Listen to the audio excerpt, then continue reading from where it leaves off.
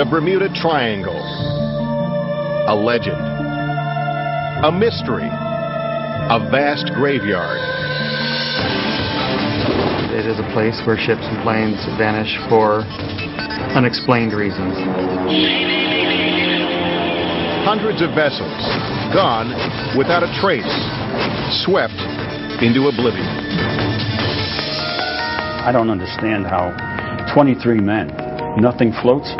I mean, not even a life jacket. Left behind, only disturbing questions. Those who do escape are haunted by memories that few believe. And I experienced a space-time warp. And none can explain. It was about 10 minutes of just the compass was spinning. I was very freaked out. All of a sudden, everything was totally black. I thought that I was going to die. Theories have emerged. Geomagnetic anomalies. UFO encounters. It sat there and glowed for, I guess, 2 or 3 minutes and spun.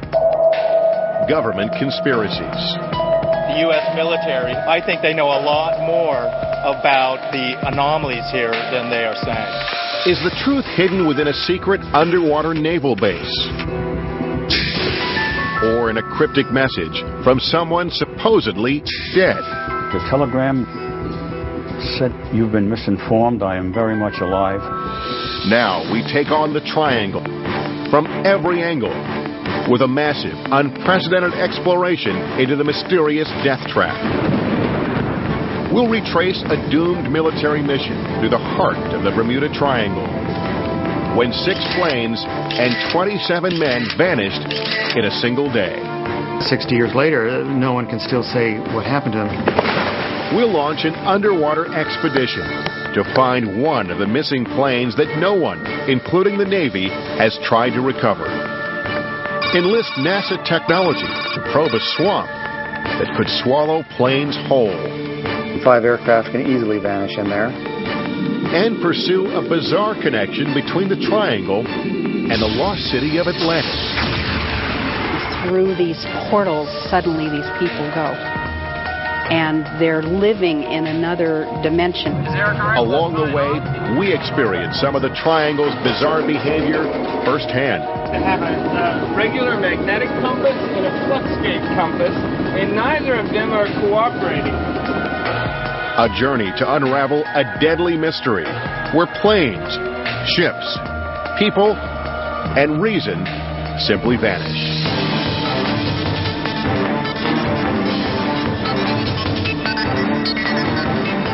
The Bermuda Triangle, startling new secrets.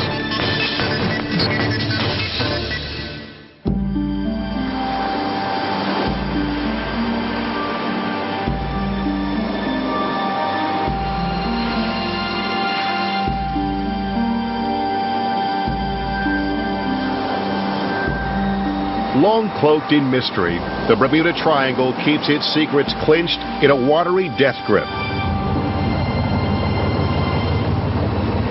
Meddlers and adventurers. All right, let's go take a look.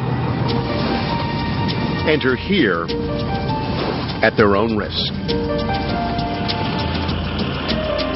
But in an unprecedented effort, we bring the best minds and latest technology together to defy the Triangle and solve one of its most bewildering riddles.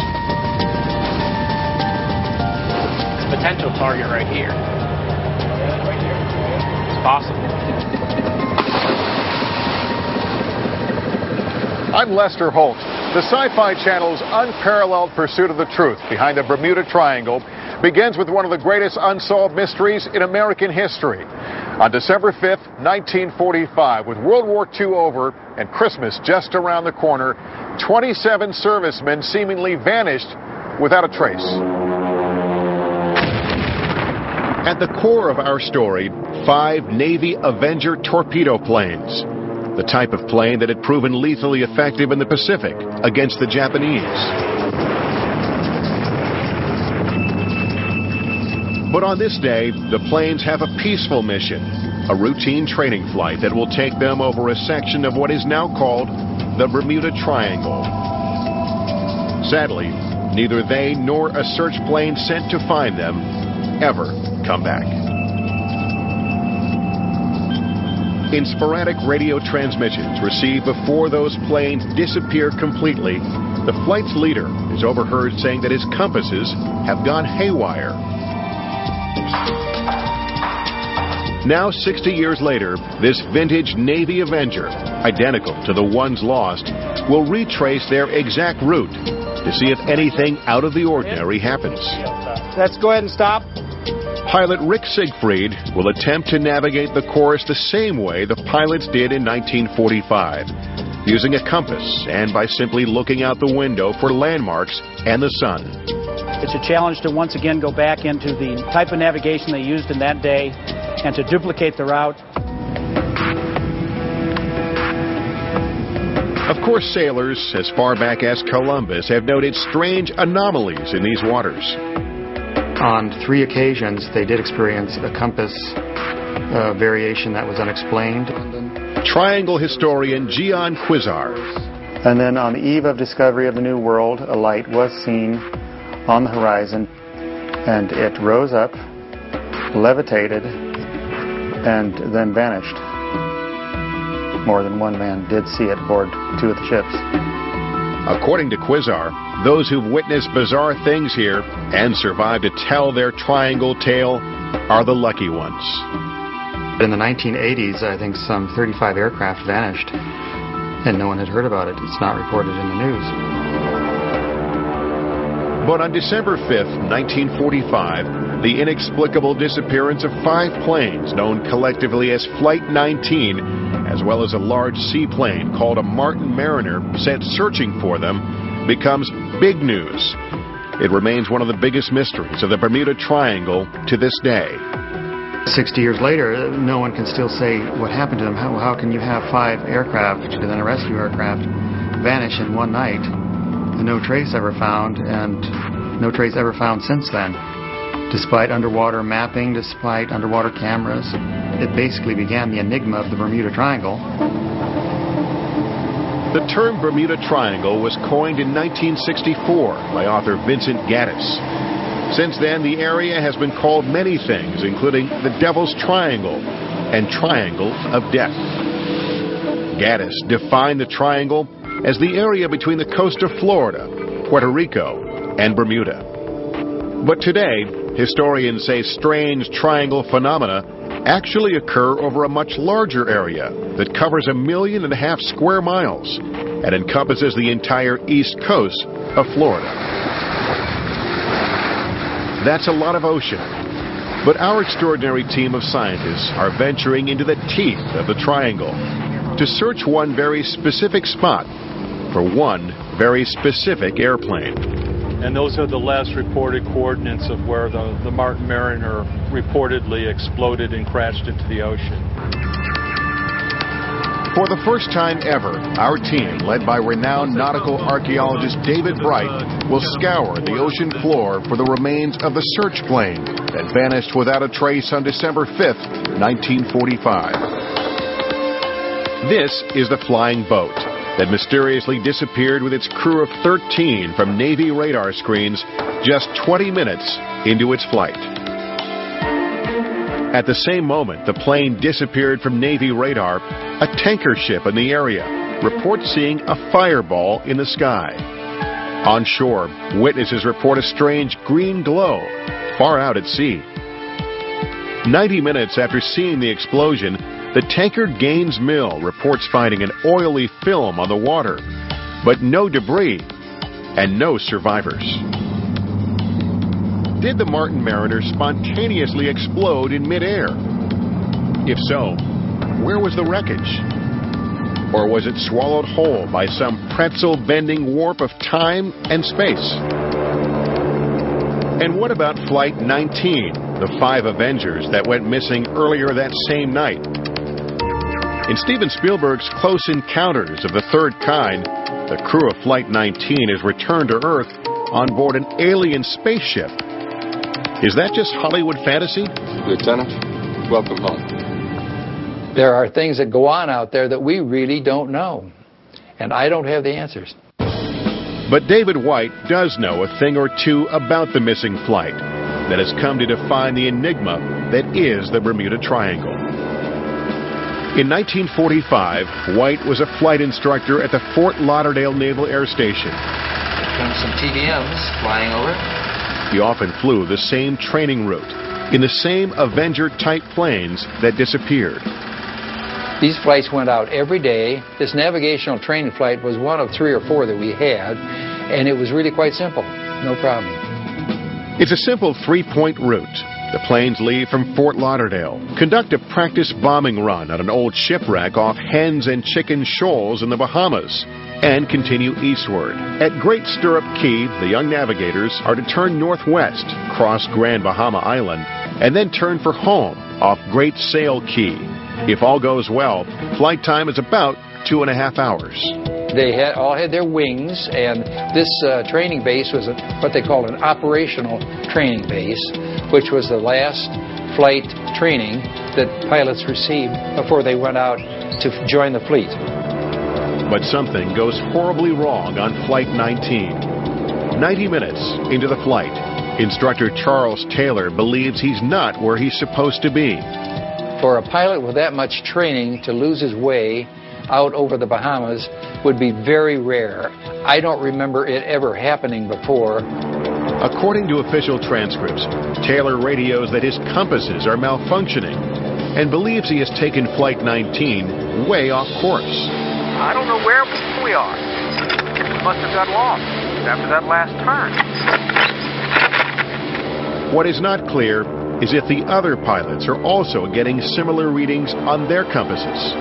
Now, why didn't 4 other pilots contradict him and say we are on course? Why did they simply follow him? And that is the big mystery. An even bigger mystery is why no one is able to pick up Flight 19 on radar. Whatever the reason, Taylor's voice is heard through the static of intermittent radio transmissions, and it is clear that he is lost. I'm in the Keys. Don't know how far down. Don't know how to get to Fort Lauderdale. By 4:26 p.m., the time when they should be landing, Flight 19 is in deep trouble. With only an hour of daylight and an estimated 2 hours of fuel remaining, there is disagreement among the pilots over which direction to take. We would just head west to get home. Thinking he is in the Keys, Taylor wants to head northeast, where he believes mainland Florida is. But one of his trainees, Marine Captain Edward Powers, who actually outranks Taylor, believes the planes are near where they should be, in the Bahamas. Powers wants to head west. At this point, it appears there was a disagreement between Powers and Taylor, and only a few minutes after they went east, you could hear Taylor complaining you didn't go far enough east. And so Powers, apparently at that point on his own initiative, did turn the flight west and assumed command of the flight. At 5:19 p.m., with daylight fading and no land in sight, Taylor is overheard preparing Flight 19 to ditch in the ocean. First man gets down to 10 gallons of gas with all land and water together. Everyone understands that. At 7:04 p.m., the skies over the Atlantic Ocean are pitch black, and bad weather is moving in. Another pilot from Flight 19, Joseph Bossy, is finally overheard. It is brief and barely audible. Fox 3, Fox Tier 3, Fox Tier 3, to Fox 28. It is the last anyone ever hears from Flight 19. Early the next morning, David White joins the largest air and sea rescue operation in Navy history. Not only is the Navy missing a squadron of torpedo bombers and their crews, incredibly, it is also missing a very large search plane that went looking for those torpedo bombers. That plane alone carries a crew of 13. We were very surprised that we found no trace of any debris of any kind. We certainly expected to find someone in the water. Each of the crewmen had a Mae West, and there was a 3-man life raft on each airplane. After 4 days, the search is called off, and 27 servicemen are officially entered in the Navy record books as lost at sea. But are they? 3 weeks after the search is called off, the family of one crewman receives a mysterious telegram that only deepens the mystery. A mystery that we hope to unlock out here. So a target would be a dark spot in there? A target would usually have a bright side to it and then a dark shadow behind it. The engine blocks were very, very heavy. There were 2 big, beautiful Pratt & Whitney engines, and they would have sank like stones. Many adventurers have tried but failed to find the Avengers. Our search for them will explore new territory. Back in gear. But before we get to that, we begin with a new search, an expedition that has never been launched before to find the missing search plane, the Martin Mariner. They felt that they had the coordinates down and nailed pretty shut. If our scientists and divers are able to find a small fragment, even a trace of the Mariner down there where the Navy says it is, then we may well hold the keys to a 60-year-old mystery. It did sink in this area of the ocean. I have absolutely no doubt about it. As the sun sets over the Bermuda Triangle on a balmy December evening in 1945, a total of 27 American servicemen are flying into oblivion.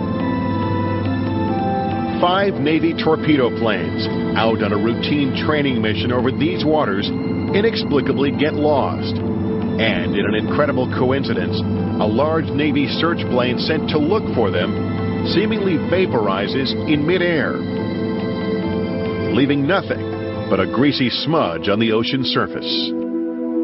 The mystery of what happened to those planes on that night launches a pop culture legend. There has to be an explanation somewhere for something like this. In his yet-to-be-released book on Flight 19, Gian Quizar offers shocking new evidence to support his theory that the missing squadron did not crash in the ocean, as the Navy contends, but instead landed in a large swamp in Georgia. There's only one place I would say they could have gone. The wind was still from the southwest. They would have to turn into the wind to ditch. They'd turn southwest. I'd take them right over the heart of the Okefenokee Swamp. To test Quizar's theory that the 5 Avengers actually landed in Georgia's Okefenokee Swamp, we are, for the first time ever, enlisting the resources of NASA to search for the missing squadron. There it is. Looks like a pipe. It's about 20 feet long. And with an unequaled assembly of scientists, oceanographers, and deep-sea divers, we are scouring the ocean floor, where witnesses on board the tanker Gaines Mill say they saw a flash of fire in the sky at the exact moment the Mariner disappeared from Navy radar screens. But the plane is made of largely aluminum. Would that show up? It will show up on the sonar, but it won't show up on the magnetometer. The target that they've got looks like it's 20 feet long, okay, about this wide, and maybe up above the surface about this much. If successful, we will once and for all be able to answer the question of what happened to those planes. If not, we will once again be left to ponder the extraordinary fate of the men who flew them. Could it be, as some suggest, that the Bermuda Triangle lies at a cosmic crossroads where ordinary rules of time and space don't apply? Is it possible that submerged remnants of an advanced civilization still haunt this vast expanse of ocean? Look into the faces of the missing. Imagine them as they once were, flesh and blood, as alive as you and I. Where are they now? Though it has been 60 years, each left loved ones behind who remember the day they disappeared as if it were yesterday. He was one of the taller ones, I think, in the family. And slim and very debonair, and the girls all were crazy about him. And 22-year-old Donald Arsenault is just as crazy about the girls. Practically every letter he sends home to Lafayette, Louisiana, contains pictures of him with young women. On the evening of December 5th, 1945, his big sister Aline, herself a Navy wave stationed in Washington, sits down to write Donald a letter. Dear Donald, I haven't been able What Aline doesn't know is that at that very moment, her brother Donald, stationed in Florida as a radar man on this Martin Mariner, is about to fly into the history books. The Mariner, with Donald Arsenault and 12 other crewmen on board, is headed east on an emergency rescue mission to look for 5 Navy Avengers that are presumed down somewhere in what is now called the Bermuda Triangle. They are never heard from again. But I remember, my daddy getting the telegram, and I think we were all really upset because we were looking forward to him coming home. For 4 days, the Navy combs the ocean surface with ships and planes, searching for some sign of Donald Arsenault's Mariner or the 5 missing Avengers. I think we heard on the news that it was probably the largest rescue mission since Amelia Earhart. But the Navy finds nothing, not a life jacket or a raft, or even so much as a paper cup. It is assumed that something, perhaps a careless smoker on the gas-laden aircraft, caused the Mariner to explode. But why then was no wreckage found? Without finding debris of any kind, how could anyone know for sure? It was here in this empty patch of ocean, about 25 miles off the Florida coast, that the Gaines Mills reported finding the oil slick after witnessing the flash in the sky that night. They marked the coordinates, and that's where we began our search for the missing Mariner and her crew.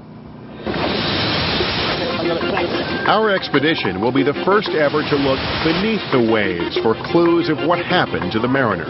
You need to head southwest, Rick. Our leader is David Bright. That'll get us down to the first mark line. A hard-nosed scientist who believes that what goes up must come down. There were 2 big, beautiful Pratt & Whitney engines, and they would have sank like stones. By dragging a side-scan sonar and a magnetometer over the bottom 80 feet below in a carefully calibrated search pattern around the Mariner's last coordinates, our team is confident of finding a long-lost piece of history. If anything's there, we're going to find it. We've got the magnetometer running, measuring the Earth's magnetic field. Anything that's made of iron or steel, we'll pick up. But if history is any guide, locating the Mariner will not be easy. Some estimate as many as 1,000 boats and planes have disappeared here without a trace, claiming as many as 8,000 victims along the way. Among them, the crew of the USS Cyclops in 1918. Simply vanished without trace. 309 men gone. And no evidence that a lot of sailors turned up anywhere, that there had been a mutiny. The freighter Marine Sulphur Queen in 1963, and the Sylvia Asa in 1976. Whatever those ships encountered, it was just incredibly destructive and obliterated them without survivors. In 1980, the freighter Poet, also gone without a trace. 520-foot ship carrying nothing more dangerous than number 2 yellow corn. Disappeared north of Bermuda, no EPIRB signal. Some dismiss these disappearances as likely due to human error in an age before we had high-tech satellite equipment. But the fact is, vessels disappear in the triangle with disturbing frequency, without warning, and without a trace. Boats still disappear, probably 12 to 20 per year. 2000, 2001, 2 sister ships vanished in the Caribbean. The U.S. Coast Guard in Miami is keenly aware of the perils of the vast open ocean that makes up the Bermuda Triangle. This one station alone is responsible for 20% of the nation's search and rescue missions. The Coast Guard doesn't subscribe to the myth of the Bermuda Triangle. The ocean is an unforgiving environment. If you make a mistake, you will pay for it. And there's any number of factors that contribute to the losses of aircraft or vessel in this or any other part of the oceans. But according to historians like Quizar, human error alone cannot explain all the Triangle's bizarre disappearances. the area and the enigma is quite real. More ships and planes do vanish. They vanish for very unusual reasons in some cases. In 1978, a small charter plane flying from Fort Lauderdale to Havana disappears from radar. In 1954, a special Navy flight carrying 44 passengers and crew to the Azores vanishes. The cargo manifest lists 111 life vests and 5 life rafts on board. It's a luggage flight. There's no debris. That goes on frequently enough. Even Charles Lindbergh reportedly has a close call in the Triangle. In 1928, 1 year after flying solo across the Atlantic, Lindbergh takes off for a night flight from Havana to St. Louis.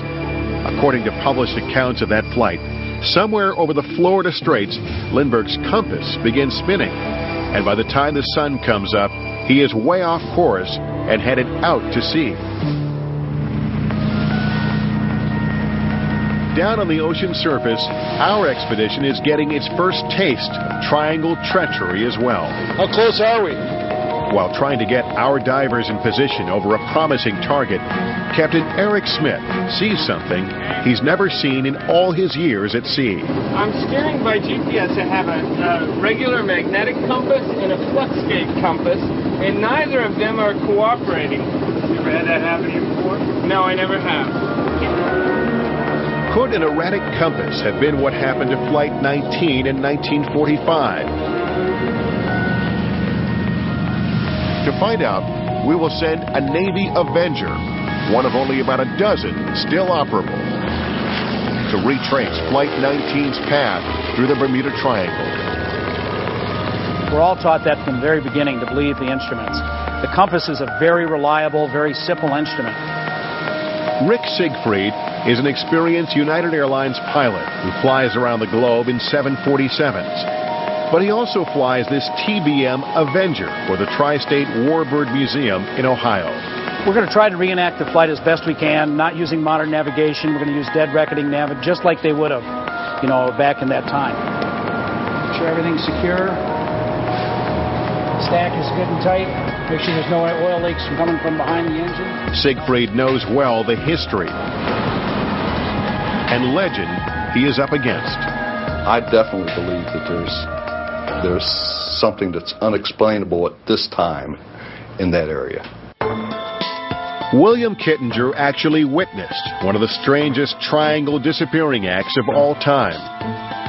He was working in air traffic control in St. Thomas when a Navajo twin-engine plane approaching the airport simply vanished.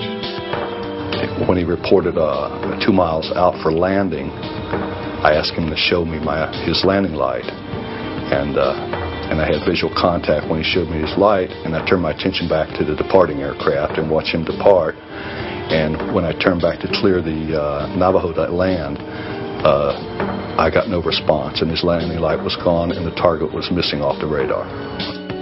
Kittinger thought the plane had gone down in the shallow water just off the airport and immediately notified the Coast Guard. There was nothing found. There was no aircraft, no reports of downed aircraft. It just disappeared. Our team of scientists are convinced they will have better luck finding the missing mariner. It's a potential target right here. Hours of dragging sensors over the bottom has proven one thing. The bottom here looks like a moonscape. It's flat and hard. Anything man-made lying down here is going to stand out. We're on target number 2 that they've identified, and we believe it's some kind of a piece that's sticking up. Maybe a wing edge, a plane, a piece of sheet metal through the plane, or something like that. For 60 years, the most confounding and compelling mystery of the Bermuda Triangle is the disappearance of Flight 19. 5 Navy Avengers fly off the coast of Florida on a routine training exercise and never return.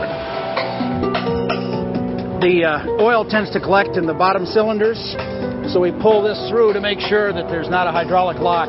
Pilot Rick Siegfried is getting ready to fly the path that Flight 19 planned to take that day. It's just one leg of our multi-pronged search for answers to what happened in December 1945. we might get a little insight into how they might have either lost track of time and or lost track of their position. Flying a World War II Navy Avenger, identical to the fated planes, Siegfried will navigate the course the same way the pilots did 60 years ago, using a compass, the sun, and landmarks. Battery on. Oil good. Boost pump on. Our plan is to take off from Fort Lauderdale, fly east 113 miles, before turning northwest at Great Stirrup Key. After traveling 73 miles, we'll turn southwest off Great Sail Key and take the 120-mile journey back to Fort Lauderdale. You ready for start?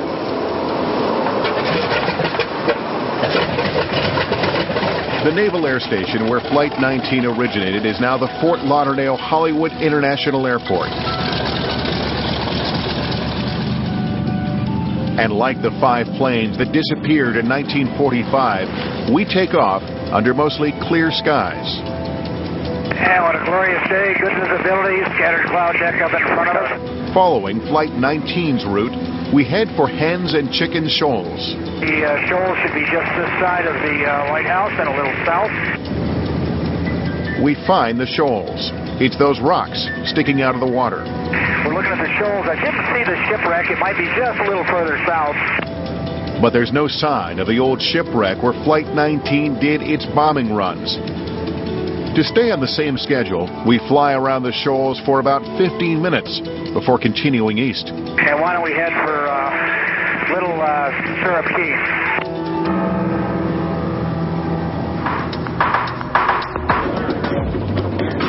Down on the water, our experts have spent days systematically searching this patch of ocean for some scrap of the Martin Mariner that vanished while looking for Flight 19. This is where the Navy says the Mariner disappeared from its radar screens. This is where a passing tanker reported finding an oil slick. All of our research and conjecture comes down to this: putting divers in the water. One of our vessels, the Sea Dog Diver, has found a target. It's big and it's metal, and it's 80 feet down. Could it be part of the Martin Mariner that disappeared 60 years ago, launching the legend of the Bermuda Triangle? Andrew Driver, a former member of the British Special Forces, is about to find out. Not knowing what awaits at the end of this line, Andrew begins a slow descent, fighting a strong current. At 40 feet, about halfway down, visibility is about 15 feet. Not ideal, but good enough to find a large chunk of airplane, if it's there. Suddenly, at 60 feet, the water temperature drops and visibility is cut in half. Andrew has hit a thermocline, a layer of cold water and thick plankton that will make finding the target that much more difficult. Andrew continues his descent, but doesn't realize he has arrived on the ocean floor until he hits it. Using a reel of line to measure his distance from the spot where the dive weights landed, Andrew begins swimming in ever-increasing circles until gradually a silhouette comes into view, something that looks man-made. Is this the wreckage we've been looking for? Or is it the muted remains of yet another disappearance from the Bermuda Triangle? Beneath this glistening water lies a graveyard littered with the skeletons of unnamed vessels. Their watery deaths remain a mystery. Locating remains of boats and planes known to be missing shouldn't be difficult with all the high-tech sonar equipment now available. It's not such a big ocean anymore, considering what electronics can do.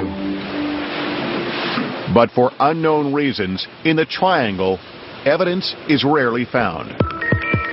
It has to be something local to the area. It does not occur elsewhere to this extent. And always disappearance, always nothing, and so many. In cases involving crashes or explosions, the lack of debris could be due to the Gulf Stream, which cuts right through the Triangle. With some of the fastest currents in the world, it is like the ocean's superhighway. This means debris can be swept away quickly. But heavy items, like plane engines, huge ships and large pleasure boats should still be there. A boat disappearance is actually more mysterious, but we don't get as much information because the NTSB will not investigate, nor does the Coast Guard, a pleasure craft disappearance. Parts of the triangle are incredibly deep. North of Puerto Rico is what's called the Puerto Rico Trench. Here, the depth drops to 30,000 feet, the deepest point in the entire Atlantic Ocean. And right off Andros Island in the Bahamas is what is called the tongue of the ocean. The water depth suddenly changes from being just a few hundred feet into thousands of feet. This deep drop-off is a dramatic change from the rest of the Bahamas bank, which is extremely shallow. This creates unique patterns in weather and waves. In this sort of confined area, it's almost like a canyon. The water patterns and also wave conditions are pretty strange. Hans Graber is an oceanographer at the University of Miami who specializes in rogue waves. Rogue waves are large waves that defy the pattern of the waves on the surface at any given time. They can be perilous, up to 120 feet in size. Graber thinks rogue waves may be the cause of many a ship's unknown demise. Quite often they come without much warning. They suddenly appear, and that could break over the bow of the ship, and in some cases break the ship in half, or in some cases even push it underwater. If someone is on the deck, I don't think that there's much hope for anyone finding that person anymore. In the spring of 2005, passengers on the Norwegian Dawn, an enormous cruise ship traveling from the Bahamas to New York, experienced the terror of a rogue wave.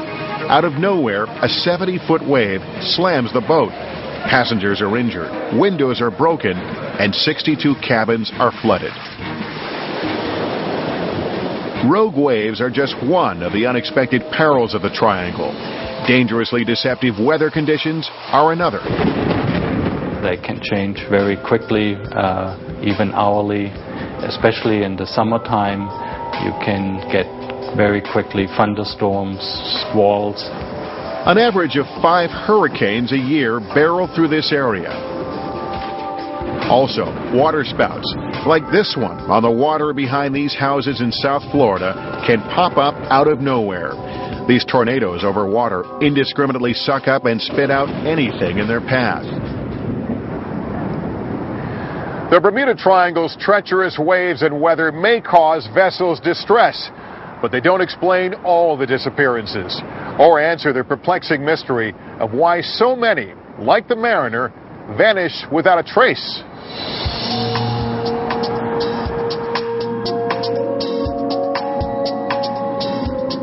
Everything that falls from the ocean surface finds new life on the bottom. The target that casts such a promising shadow on the sonar screen looks quite different up close, encrusted with coral and teeming with sea life. 4 feet wide and 8 feet long, the target Andrew Driver has located rises about 3 feet off the ocean floor. It looks man-made, but what is it? Knocking away the decades, Andrew began searching for something recognizable on this fragment from another time. In the dim light of the ocean depths, he hopes to find a serial number, an emblem or seal, anything that might reveal the artifact's origin. After examining the target for 20 minutes, Andrew returns to the surface with news our team anxiously waits to hear. Have they, at long last, found the missing Mariner?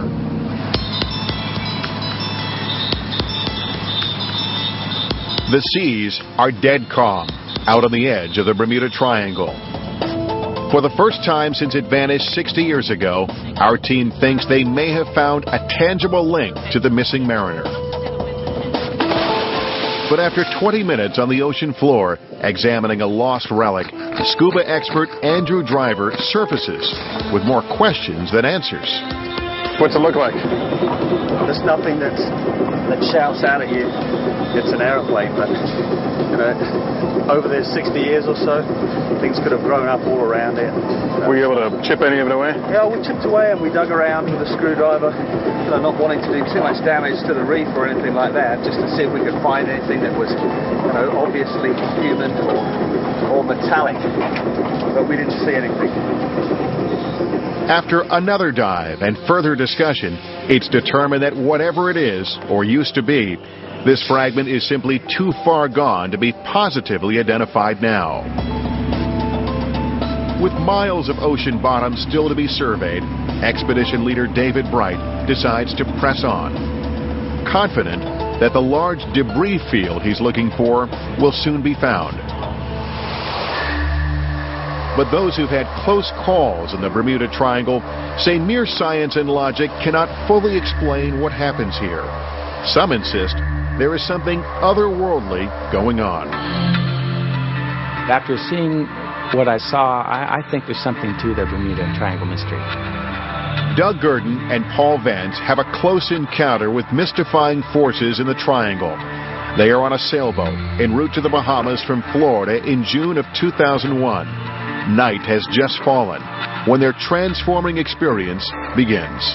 When we were about 12 miles offshore, during our trip, I've been watching the sky and watching the airplanes go over going into Miami. I watched one particular light, and it came across the sky, and then it stopped. What happened next was that this cloud and this light slowly turned into a swirling mist and started revolving very slowly, and was mesmerized by this, obviously. It was something I had never seen before. It sat there and glowed for 2 or 3 minutes and spun, but it is as if this light came to a predetermined position and this cloud formed underneath it, you know, almost like it was a door. And then the light went through that door or passage. Then things get even scarier. The only engine on the boat, the one they were using to motor across the Gulf Stream, suddenly starts to fail. When we saw this light and it had finished dissipating, we had engine problems. Without a motor, Vance and Gurdon have to sail back to Florida in the middle of the night. They are shaken by what they saw lurking in the skies above the Triangle and relieved to have escaped it. I just said my last little prayer because, I mean, it was really a shocking thing to see. I just made sure all my sins were forgiven one more time. Was it a UFO? Reports of strange lights in the sky here go back for centuries. Remember those lights spotted by Columbus on the eve of discovering the New World? Is it possible that visitors from another galaxy were visiting the Triangle even then?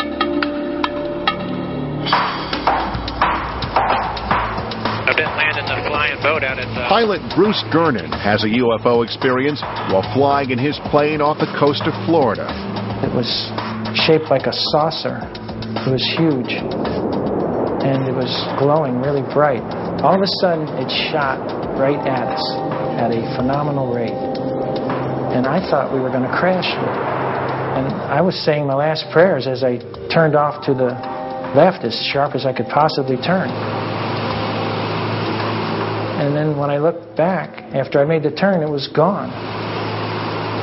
One of the most disturbing UFO sightings ever recorded happens just off the coast of Puerto Rico in 1980. Air to ground, pick up a pilot panicking.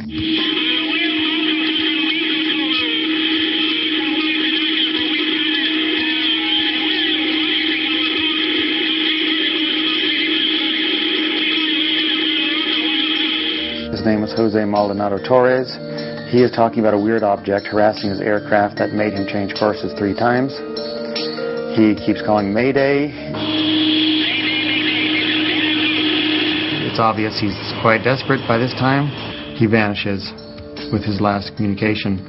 A few minutes later, another blip reappears on the scope, tracking in a different direction, no transponder of any kind, and then that vanishes from the scope as well. Do UFOs play a role in the disappearances here? They are just one of the many mysteries of the Triangle. After 3 long days on the water, our experts have found nothing definitive in their search for the missing mariner. All right, guys, let's pack it up for today. But later that night, those of us on board our dive boat, the Ketty Lund, find out just how terrifyingly real the mystique of the Bermuda Triangle can be. I think you'd be surprised how much... Shortly after 10 p.m., as our crew relaxes, the Ketty Lund is suddenly plunged into darkness. All of the electrical circuits are dead. No lights, no radio. Because the generator won't crank, the powerful bilge pumps which keep the old wooden ship afloat are useless. In short, the Ketty Lund is sinking, with no way to call for help. It is after midnight before Captain Eric Smith and our crew are able to raise the ship's massive anchor and get the engine started. Fire in the hole!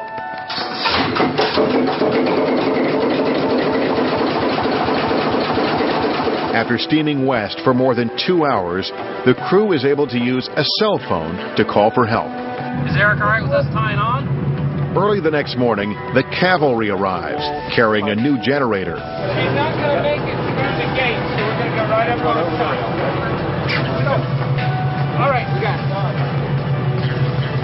After a night spent struggling to keep the Ketty Lund afloat, our bedraggled crew begins another day, thankful to have avoided becoming another statistic. Okay, I see our destination. On our own mission to retrace the route of Flight 19, we are approaching the time when Lieutenant Taylor started to seriously doubt what his compass was telling him. And let's start a left turn now. We're flying over Great Stirrup Key, about an hour into our flight, right on schedule. And as we proceed northbound, it looks like our heading is nice and stable. We turn northeast and head towards Great Sail Key, the point Flight 19 never found. Along the way, pilot Rick Siegfried will look for Grand Bahama Island, the landmark Lieutenant Taylor never saw, and closely monitor the compass. What's your compass doing? Compass is as steady as a rock. Nothing weird happening with the compass? Not a thing. It's steady as a rock. The question is, will the compass stay accurate? Or will we, too, lose our way in the Bermuda Triangle?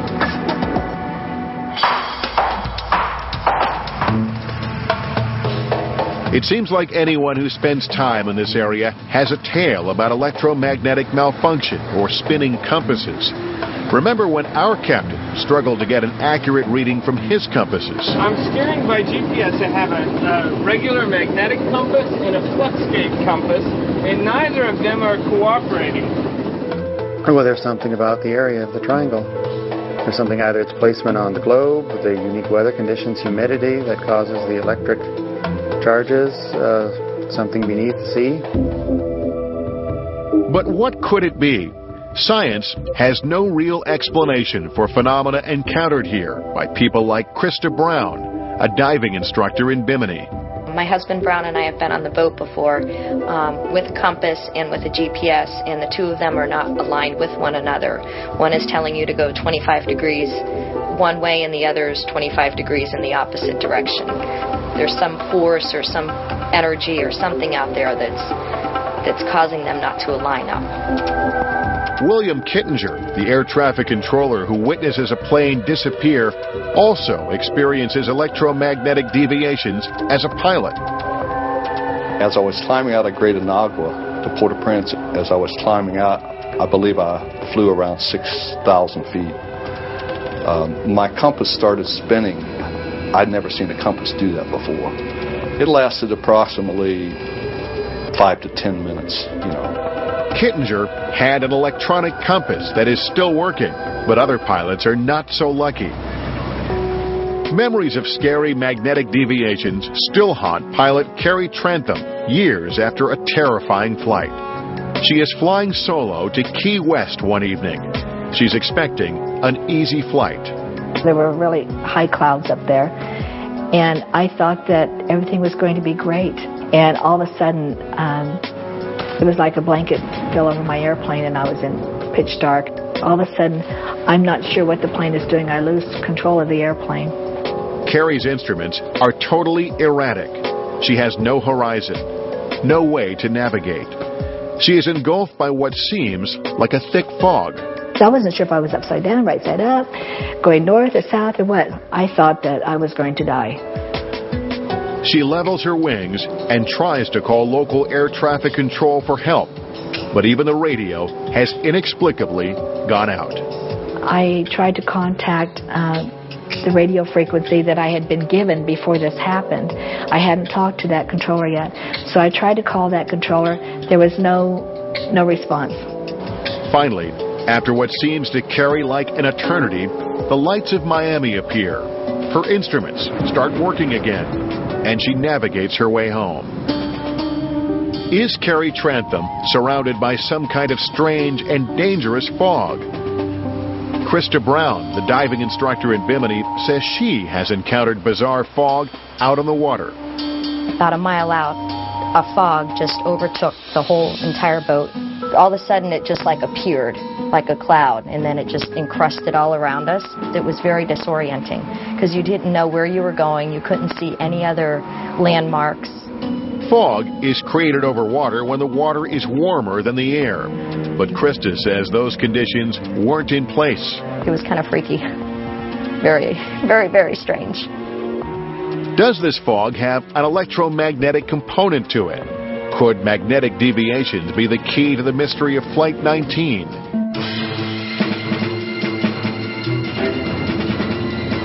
High in the air above the vast Bermuda Triangle, we continue to retrace the path of doomed Flight 19. We've now hit the hour-and-a-half mark, when for the 5 Navy Avengers, the unexplainable starts to happen. At 3:40 p.m. on December 5th, 1945, the pilots expected to see Grand Bahama Island, but all they saw was ocean. I definitely am starting to see the landmass, which I am going to assume is Grand Bahama. It's about the only large landmass out here. About 90 minutes into our flight, we fly over it.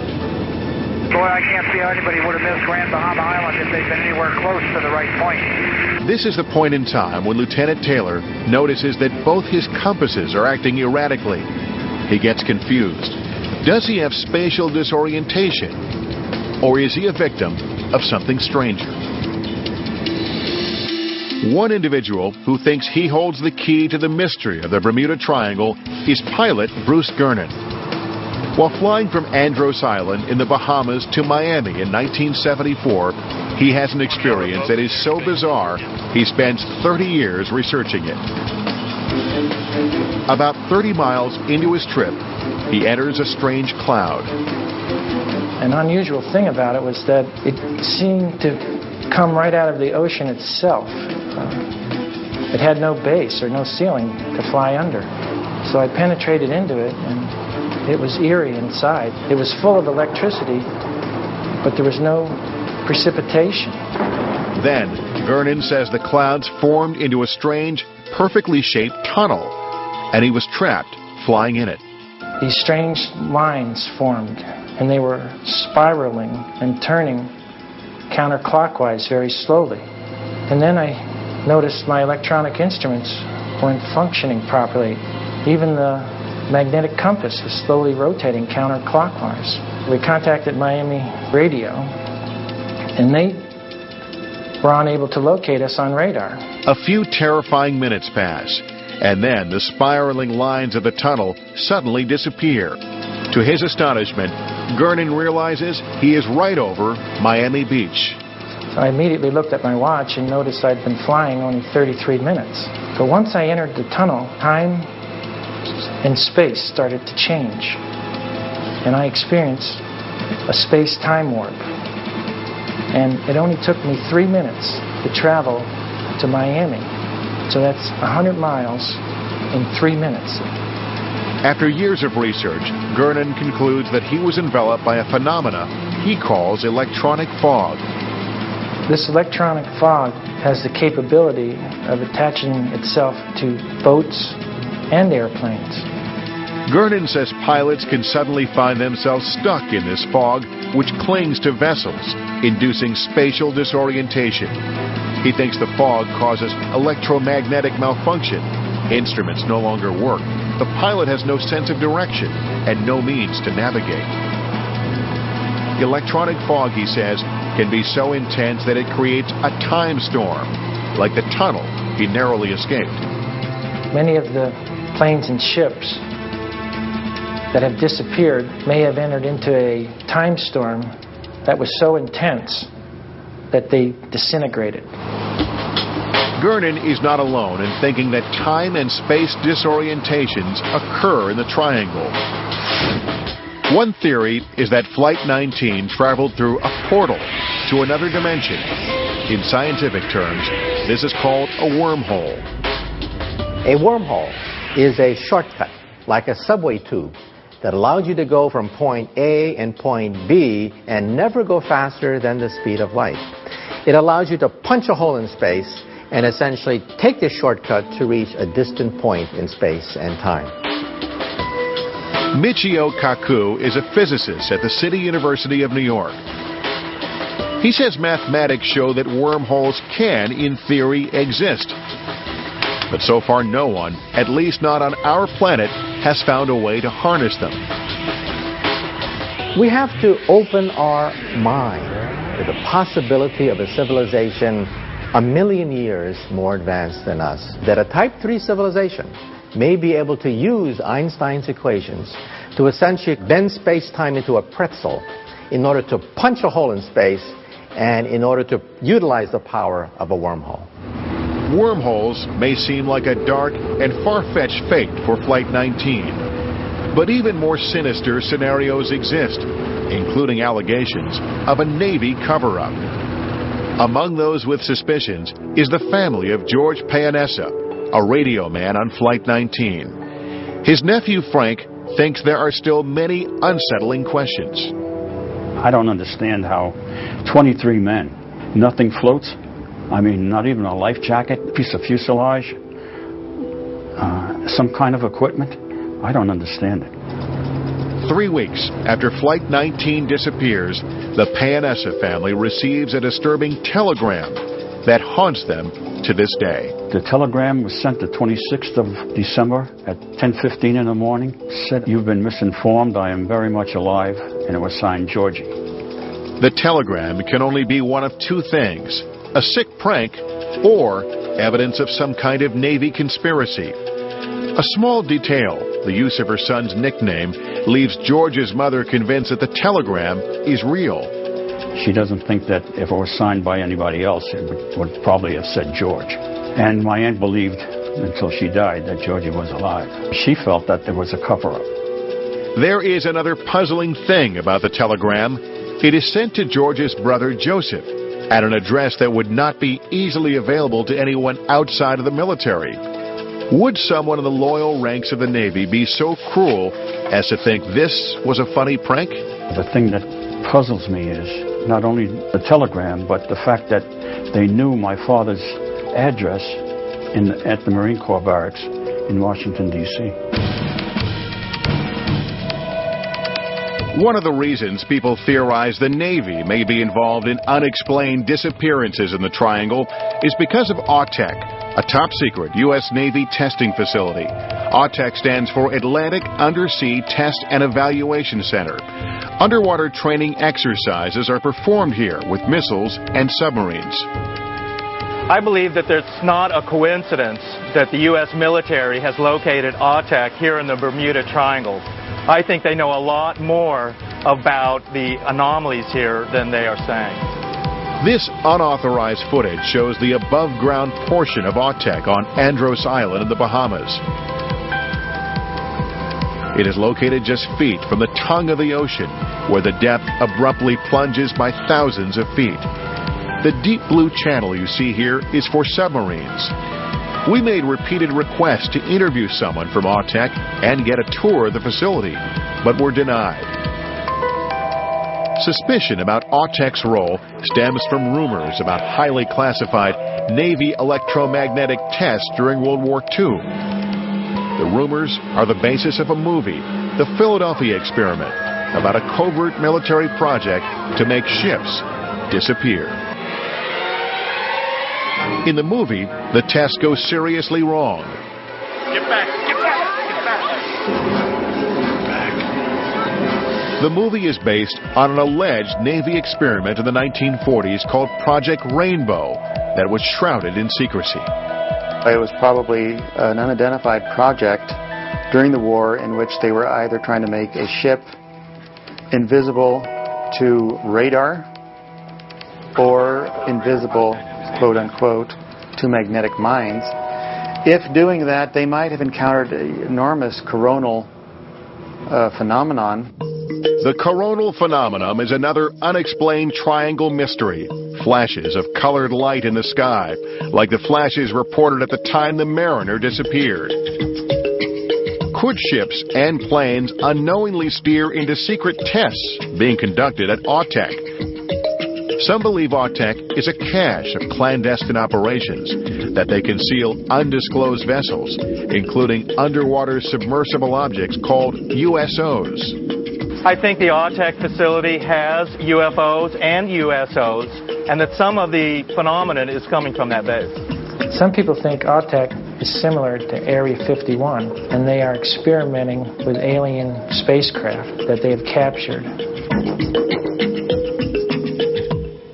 AUTEC's role in electromagnetic testing remains unknown, but others confirm that electromagnetic phenomenon exists. It's been done in laboratories since then by accident as well, in which you lock up magnetic fields and it causes very bizarre reactions, including the disappearance of metallic objects. In the late 1970s, engineer John Hutchinson creates extraordinary magnetic vortices with equipment crammed into his apartment. He seems to levitate objects like this saw and this broom. He appears to make plates spin and coins jiggle. This is his footage, which no outsider has ever authenticated. But if it is as strong as it looks, it suggests that manipulating electromagnetic forces can have drastic consequences, results that raise new questions about what happened to Flight 19 and who was involved.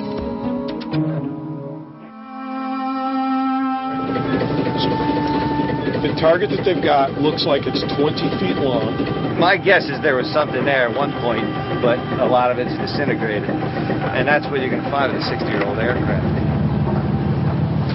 For 5 days, our expedition has been combing the ocean bottom at the exact location the Navy says a search plane went down 60 years ago. We have found a strange object on the ocean floor, but it doesn't appear to be a piece of the missing plane. I truly believe we're looking at the engines, which were big. Right. And with only 2 days left to finish scanning our target area, expedition leader David Bright desperately needs a new plan. We know where it's not, which isn't necessarily a bad thing. So, armed with the best equipment and best information available, it is now up to some of the best minds in underwater archaeology to determine the Mariner's final resting place. Do you know from the radar at what height it dropped off? Was it, Just how high and fast the Mariner is flying when witnesses on the Gaines Mill see that fireball in the sky are just two of the many questions stumping our team. They found no debris but just oil. Okay, so they did find oil. So what does it mean if you find an intact oil slick with regard to a plane crashing? It means a tank had to hit intact, at least one fuel tank or one fuel cell. If, as our experts suspect, large pieces of the plane hit the water intact near the coordinates of that oil slick, then the heaviest of those pieces, the engines, each weighing more than a ton, must still be there. Let's expand the lines and look for a larger target. Right. Exactly. After 40 minutes, a consensus. Yes, by searching south and east of the Navy's original coordinates and adjusting the towfish settings to search for bigger objects over a broader area, our team will double its chances of finding the Mariner's engines. Okay, good. Very good. Yes, that's a plan. We have a plan. Good plan. Yes. Meanwhile, we're nearing the last leg of the journey, retracing the path Flight 19 had planned to take 60 years ago, looking for any clues that may be revealed in the sky. But our compass is working perfectly, as are all of the other instruments. Looks as like we're making our turn point at Great Sail Keys, making a nice left turn here. We reach Great Sail Key, the small island Flight 19 never found, and head back to Fort Lauderdale. Sadly, Flight 19, I don't believe, ever made it to this point, which is the final leg back from Great Sail Key into Fort Lauderdale. So what happened to those missing planes? Unlike the Navy, Gian Quizar doesn't believe the planes are sitting on the bottom of the ocean. There's solid evidence that Flight 19 could not have ditched at sea, as is the standard Navy scenario. In 1945, the Navy believes the planes went down around here because of a radio fixed position report at 5:50 p.m. That report places the aircraft within this 100-mile radius. But at 7 o'clock p.m., another radar report shows 4 to 6 aircraft near Flagler Beach, Florida. The Navy dismisses this report, though, believing Flight 19 just kept flying back and forth over the water, never reaching the Florida coast. There is no way it could not have detected Flight 19 had that flight been at sea. So the idea that they ditched at sea is impossible because they would have been picked up on radar doing so. If the Avengers never ditched at sea, then where did they go? A new theory has emerged. With a moonless night and thickening cloud cover, they could have been flying over land and not even known it. There's only one place I would say they could have gone, the Okefenokee Swamp. In Georgia, near the Florida border, the Okefenokee is a vast and watery wilderness stretching 650 miles. As a wildlife refuge, it's home to many endangered species, and like any good swamp, alligators. Could it also be the home of what remains of Flight 19? 5 aircraft can easily vanish in there. To further support his theory, Quizar points to another radar report from that night. Air Transport Command reports 5 unidentified aircraft at 8:50 p.m., 32 miles from Brunswick, Georgia. At the time, speculation that these are the 5 missing Avengers is met with deep skepticism, because it was estimated that their fuel would only last until 8 p.m. at the latest. But Quizar says the fuel estimates were grossly underestimated, since the planes weren't weighted down with bombs, and because the pilots were not flying near top speeds. Could they have made it all the way to the Georgia swamp, several hundred miles past the search area? There's no doubt about it. They had enough fuel with the direction they were heading west to hit Florida and go beyond, actually. The Okefenokee, with its vast and treacherous terrain, is almost impossible to explore in any great depth. But we will attempt to outwit one of Mother Nature's most impenetrable fortresses. We commissioned Digital Globe to acquire QuickBird satellite images of a 262 square mile section of the swamp. We then sent the data to NASA's Marshall Space Flight Center in Huntsville, Alabama. Using a technique known as image processing, NASA hopes to use subtle color variations in the overgrown swamp foliage, invisible to the naked eye, to find the airplanes. The healthiest, most vigorous growth looks bright red. Plants under stress, perhaps caused by a rusty fuselage or slowly leaking fluids lying below, look a dull brown or pale pink. They're not going to see a perfect silhouette of an aircraft under any circumstance. The tannic acid in the water would have corroded most everything.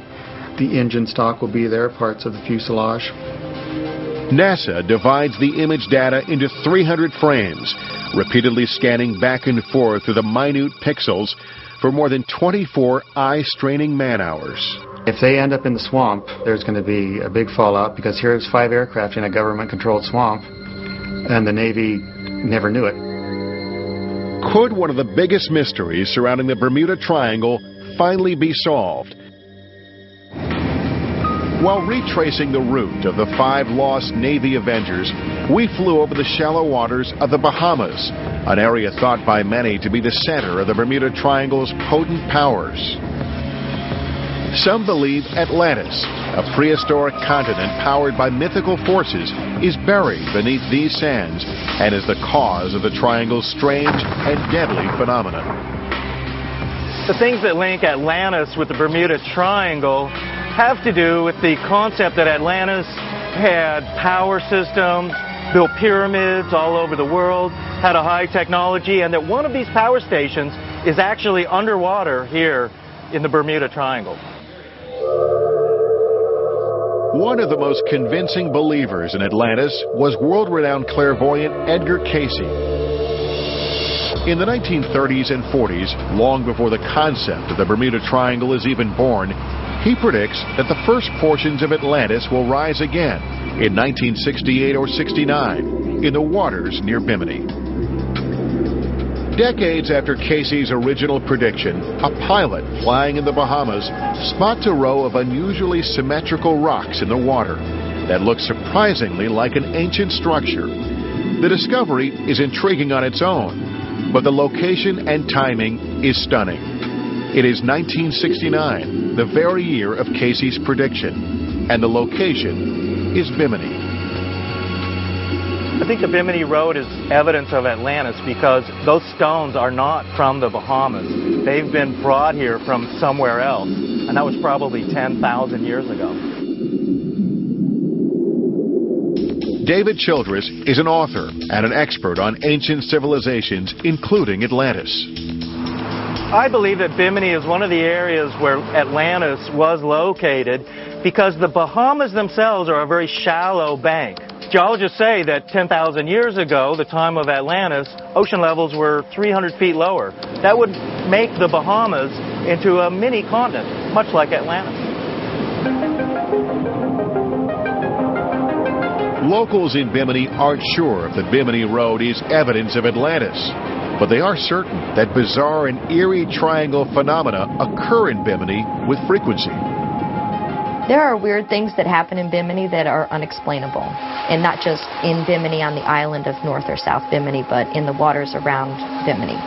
Strange occurrences happen that have no explanation for. Just 50 miles east of Florida, Bimini is an entry point to the Bahamas for boaters, a destination for deep-sea fishing enthusiasts and divers. Krista Brown spends her days taking tourists out on the water here. Once I was north of Bimini on a dolphin trip, and the compass just started spinning in circles. And we found the dolphins, the people got in the water, had a great interaction, a swim with them, and the dolphins started to move away. Everybody got back in the boat, started to follow the dolphins, and the compass worked exactly right. I have no idea why it happened or what, but it was about 10 minutes of just the compass was spinning. I was very freaked out. Magnetic deviations seem to be reported more frequently here than elsewhere in the triangle. Compasses spin or are totally inaccurate.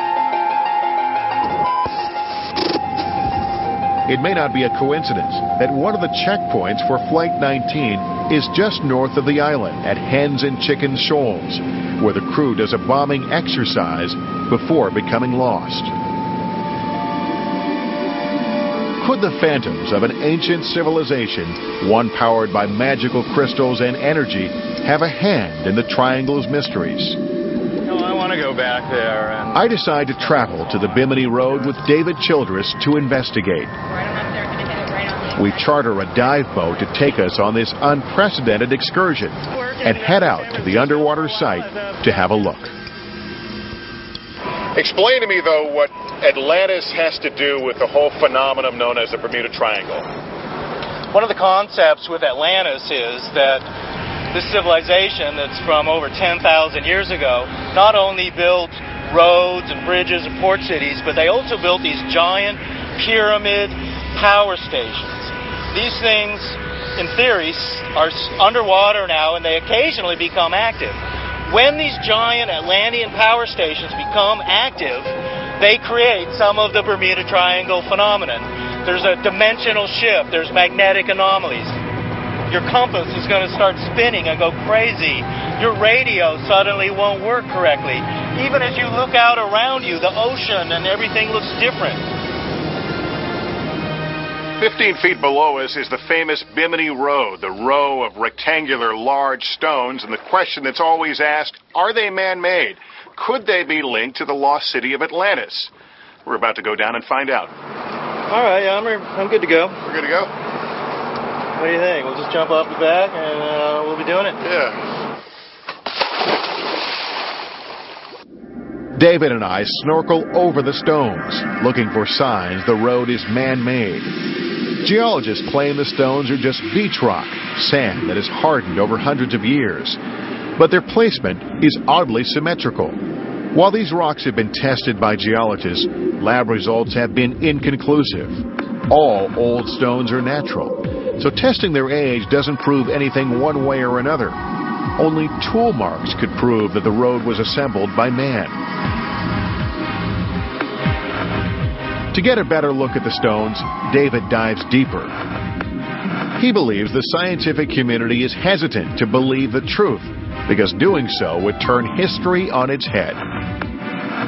If the Bimini Road were proven to be man-made, it would totally change academia's view of mankind in the past and civilization, pushing civilization back at least 10,000 years. Modern science is still struggling to get conclusive answers about the origins of the Bimini Road. But given Edgar Casey's clairvoyant predictions, we enlist a psychic, Judy Calley, to see what she thinks about the link between Atlantis and the Bimini Road. I can feel the energy of the city. I can feel the expansiveness of how large it is. It is huge. It's absolutely huge. I can feel the energy of the crystals. Judy says the mythological crystals of Atlantis are actually catalysts for the unexplained disappearances in the triangle. They are laying on their side, and the sun is activating them at certain points. And when it activates it and aligns it at a certain frequency, it opens portals. And through these portals, suddenly these people go. And they're living in another dimension. It's like a frequency away. Locals say that 30 miles east of here is one of these portals, the one they say Flight 19 went through. They claim diving there is spooky. The water is always murky, even when it should be clear.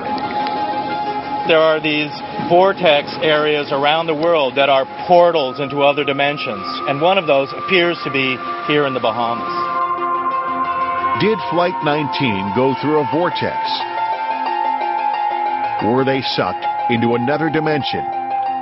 If so, we have no hope for finding the planes. Coming up, one last chance to crack the code of the Bermuda Triangle. Tell David that I'm not going to proceed into a thunderstorm. But the triangle doesn't easily surrender its secrets. The conclusion, the Bermuda Triangle, startling new secrets when we come back.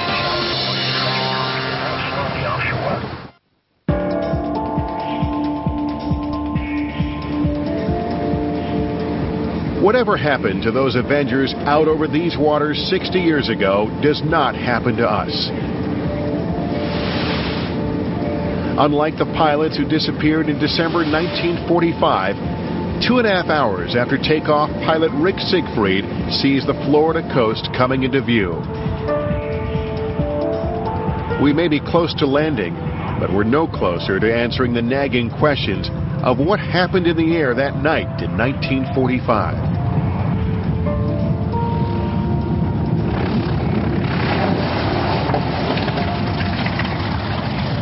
Fly that all at 1,000 feet and kind of put yourself in the same position that Flight 19 was an interesting experience. It was successful. You know, we made the last leg, which unfortunately they never had an opportunity to do that. And what about the theory that Flight 19 crash-landed in Georgia's Okefenokee Swamp? After searching our target area of the swamp, the best space-age technology available could not definitively answer that question. It remains entirely possible that the fate of Flight 19 may yet be found here. But for now, the secret of its whereabouts is not one the swamp will cough up.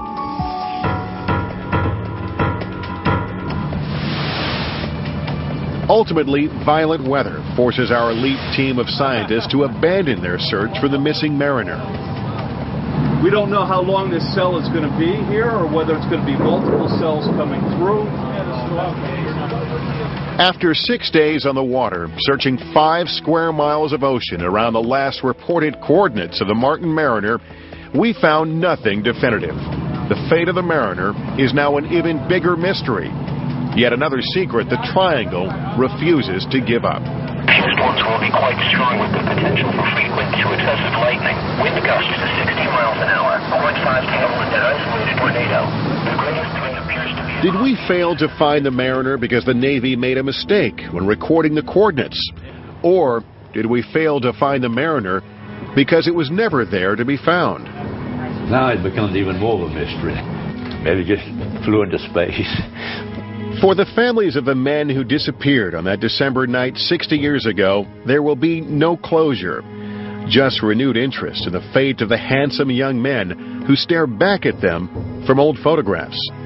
I wish you could have found something. Then, we'd have known for a fact exactly what happened and what happened to Donald. But now you tell us you found nothing in a 5-mile area, So where is it? I just don't think that a void opened up and then swallowed them. But what about that strange telegram the Payanessa family received weeks after the disappearance of Flight 19? What else could possibly explain the strange and interlocking web of disappearances in this part of the world? I've heard a lot of theories, but to me it doesn't satisfy my curiosity as what has happened to all of these people and aircraft and ships. Is it possible, as many believe, that unseen and unparalleled powers are at work here? Forces that obliterate matter or teleport man and his most sophisticated machines to other dimensions. There's absolutely something going on in this area. I believe this power that's in the triangle is just as evolutionary as electricity. Once we learn how to harness this energy, we'll be able to travel to different stars. The possibilities are mind-numbing, the potential enormous. But one thing is certain. After bringing to bear the best science available at the dawn of the 21st century, the riddle of the Bermuda Triangle remains what it has always been, a mystery. And if the mystery can be solved, it will likely fall to some future generation to solve it. But for now, all we can do is look at these waters and wonder. I'm Lester Holt.